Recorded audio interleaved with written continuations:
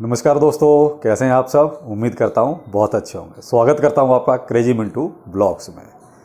देखिए साहब, राखी का त्यौहार था, घर में भीड़ भाड़ थी और आप देख ही रहे होंगे मेरा ब्लॉग थोड़ा सा लेट हो गया। इसी वजह से हो गया क्योंकि आप समझ सकते हैं इस चीज़ को कि ये त्यौहार पे थोड़ा सा हो जाता है, डिस्टर्बेंस थोड़ी सी रहती है और फिर मुझे भी मौका नहीं मिल रहा था क्योंकि शोर शराबा कुछ ज़्यादा था, तो उस वजह से वो चीज़ नहीं हो पा रही थी। अब यह है कि सिस्टर चली गई है तो अब थोड़ा सा शांति हो गई है। दूसरा, बच्चे भी चले गए हैं क्योंकि वो भी मैसेज भी गई हुई है अपना राखी वगैरह बांधने, तो वो भी अब जो है फ़िलहाल अब घर में कोई भी नहीं, यानी कि जब था तब पूरा भरा पूरा था, अब सब गए हुए हैं। तो चलिए, वो तो खैर सब आ जाएंगे वापस धीरे धीरे। तो आज बात करते हैं हम। देखिए, सुबह मैंने एक वीडियो आपको दिया था अपने हार्डवेयर वॉलेट के ऊपर। तो देखिए, हार्डवेयर वॉलेट में मैंने आपको उसमें भी बोला था कि देखिए केवल वही लोग लें जिनका देखिए इन्वेस्टमेंट ज़्यादा नहीं है। जैसे इन्वेस्टमेंट उनका मान लिया 1000, 2000, 500 या मैं बहुत कहता हूँ अगर 5000 का भी है तो भी फिर आप हार्डवेयर वॉलेट ना लें तो ज़्यादा अच्छा है, क्योंकि उसका कोई फ़ायदा नहीं है। क्योंकि आपके लिए तो वो एक तरह से खर्चे वाला मामला बढ़ जाएगा कि खर्चा ज़्यादा हो गया। ये तो उन्हीं के लिए ठीक है जो भाई जिनका देखिए पोर्टफोलियो बहुत बड़ा है, जिनका इन्वेस्टमेंट ज़्यादा है और बहुत लॉन्ग टाइम के लिए। देखिए, हार्डवेयर वॉलेट का 10-15 साल कुछ नहीं बिगड़ता। आप एक बार ले लीजिए, 10-15 साल तक आप निश्चिंत हो जाइए। हाँ, बस वही एक कंडीशन है कि जो उसकी जो फ्रेज है, जो कीज है उसकी, बस उसको आप संभाल के रखिए। सब कुछ वही है। ये मान लीजिए आपके उस करेंसी से ज़्यादा उस टाइम उस पासवर्ड आप जिसको कहेंगे उसकी वैल्यू है। अगर वो आपका खो गया तो भाई साहब फिर मामला साफ हो जाएगा, फिर कहीं से कोई रिकवर चीज़ नहीं हो सकती। तो ये तो है वो।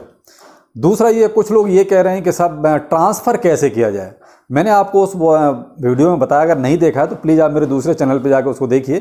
क्या उसमें क्लियर कट बताया कि भाई एक वो आता है, मैनुअल आता है उसमें, और देखिए हर एक वॉलेट का मैनुअल अलग होता है और इतने सारे वॉलेट हैं तो अब इतने सारे रिव्यू तो नहीं किए जा सकते। तो आप जो है कौन सा वॉलेट ले रहे हैं, इसीलिए मैंने उसमें कहा कि आप उसमें मैनुअल आता है, उसके हिसाब से स्टेप बाय स्टेप आप चलते जाइए तो आप कोई प्रॉब्लम नहीं आएगी। क्योंकि वो तभी हो सकता है जब स्पेसिफिकली ये पता हो कि हाँ जी ये वाला आपके पास हार्डवेयर वॉलेट है। अब मैंने आपको 5-6 नाम तो मैंने ही आपको बताए थे।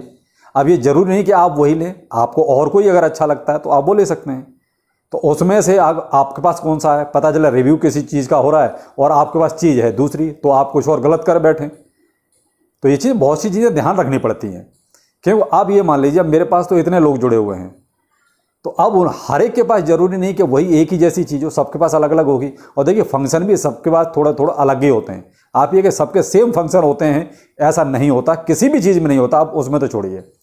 तो इसीलिए मैंने आपको एक लाइन में एक चीज़ समझा दी कि आप उसमें जो मैनुअल निकलेगा, जो एक छोटी सी बुकलेट निकलेगी, आप उसको सामने रखिए और A to Z अपनी उसी के हिसाब से चीज़ें करते जाइए।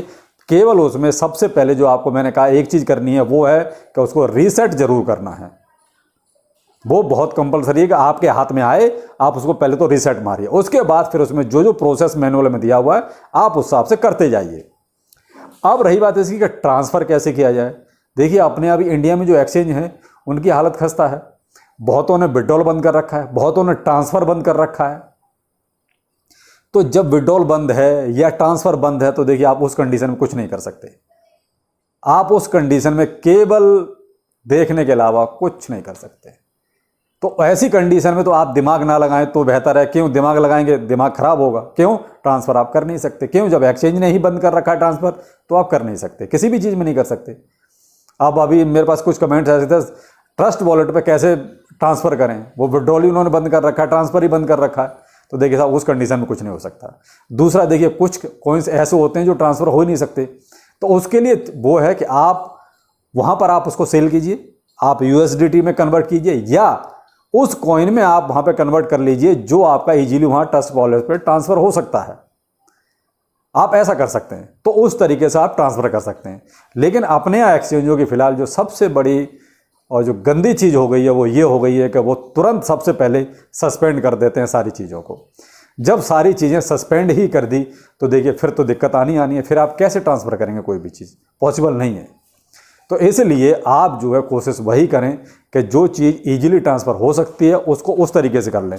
अगर वो चीज़ ट्रांसफ़र हो ही नहीं सकती, यानी ट्रांसफ़र बंद है, तो आप उसको जो है या तो वहाँ पे सेल कर दीजिए और USDT में कन्वर्ट कर लीजिए, और उसके बाद उसको ईजिली आप वहाँ ट्रांसफ़र कर लीजिए, हो जाएगा। आप फिर वहाँ जाके फिर से परचेज कर लीजिए। लेकिन इसमें क्या है, देखिए आपको खर्चा पड़ेगा, क्योंकि ट्रस्ट वॉलेट पे ले जाना किसी चीज़ को यानी कि खर्चा बढ़ाना। तो देखिए अगर आपका पोर्टफोलियो बहुत बड़ा है, देखिए यहाँ पर सारी चीज़ें उसी पे मैनेज करनी है कि अगर आपका पोर्टफोलियो बड़ा है तो ठीक है। अगर आपका पोर्टफोलियो मैंने कहा ना जैसे 1000, 500, 2000, 5000 तक का भी है, तो आप ये चीज़ें ना करें, ज़्यादा बेहतर है। कोई फ़ायदा नहीं है उसका, क्योंकि जितना आपका वो लग जाएगा उतना आपकी जेब से ही जाएगा।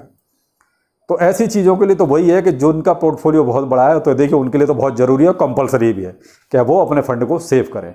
क्योंकि इंडिया में मैंने आपको पहले ही कहा कि 10 एक्सचेंजों की लिस्ट उनके पास है, ईडी के पास, और किस किस का नंबर आएगा ये वक्त बताएगा, ये अभी नहीं कह सकते भाई, धीरे धीरे आ ही रहा सब निकल के सामने।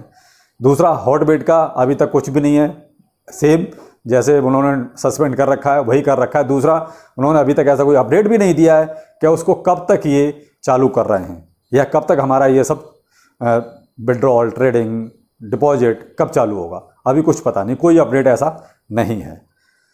बाकी देखिए ये मेरा एक ब्लॉग चैनल है, इस पर मैं चाहूँगा कि आप जो है इस पर जनरल टॉपिक लेके आएँ प्लीज़। इस पर आप ये ना कहें कि इस कॉइन के बारे में बताओ या इस कॉइन के बारे में बताओ।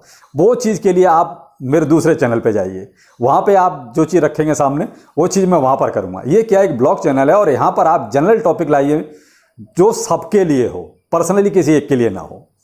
मेरी कोशिश यही है, आपने देखा भी होगा अब तक मैंने इस पर जो भी टॉपिक उठाए हैं वो तकरीबन उन्हीं लोगों के लिए उठाए हैं जो सबके लिए हैं, किसी एक के लिए पर्सनली नहीं है।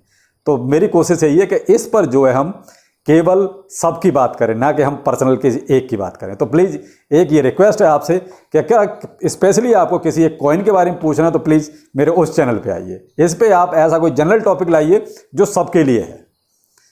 तो इस पे हमारी वही कोशिश है। तो प्लीज़ आप थोड़ा सा इस चीज़ का ध्यान रखें, और चलिए फिर मिलते हैं। कोई एक नया सुझाव दीजिए कि किस टॉपिक पर आप वीडियो चाहेंगे जो सबके लिए हो, और मिलते हैं किसी नए ब्लॉग में। नमस्कार।